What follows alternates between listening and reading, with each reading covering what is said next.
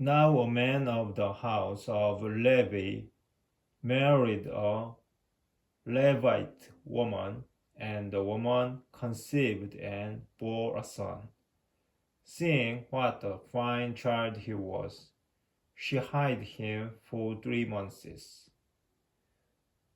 But when she could no longer hide him, she took a papyrus basket,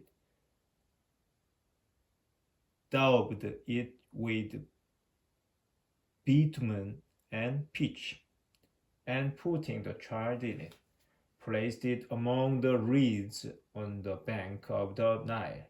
His sister stationed herself at a distance to find out what would happen to him.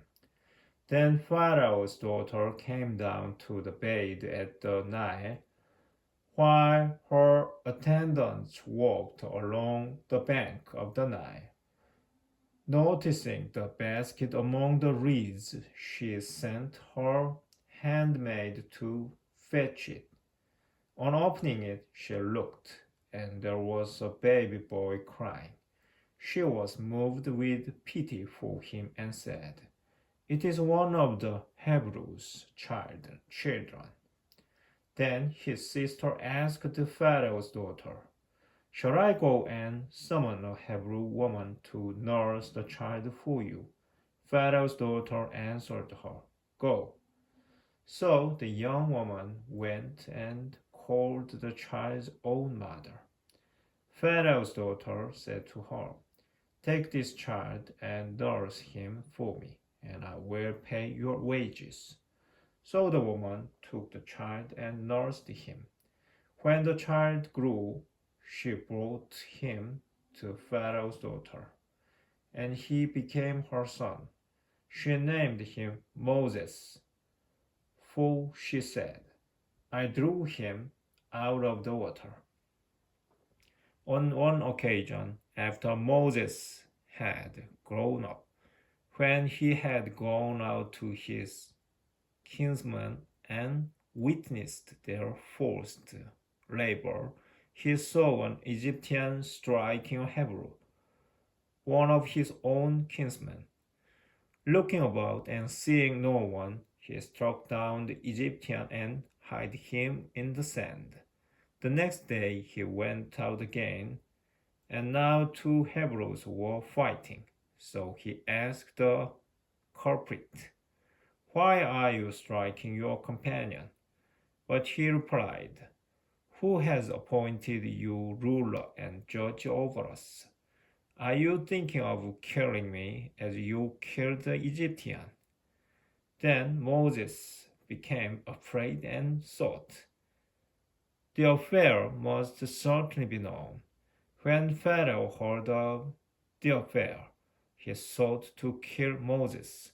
But Moses fled from Pharaoh and went to the land of Midian. There he sat down by a well. Now the priest of Midian had 7 daughters, and they came to draw water and fill the troughs to water their father's flock. But shepherds came and drove them away. So Moses rose up in their defense and watered their flock. When they returned to their father Reuel, he said to them, "How is it you have returned so soon today?" They answered, "An Egyptian delivered us from the shepherds. He even drew water for us and watered the flock." "Where is he?" he asked his daughters. "Why did you leave the man there? Invite him to have something to eat." Moses agreed to stay with him, and the man gave Moses his daughter Zipporah in marriage. She conceived and bore a son, whom he named Gershom, for he said, "I am a stranger residing in a foreign land." A long time passed, during which the king of Egypt died. The Israelites groaned under their bondage and cried out, and from their bondage their cry for help went up to God.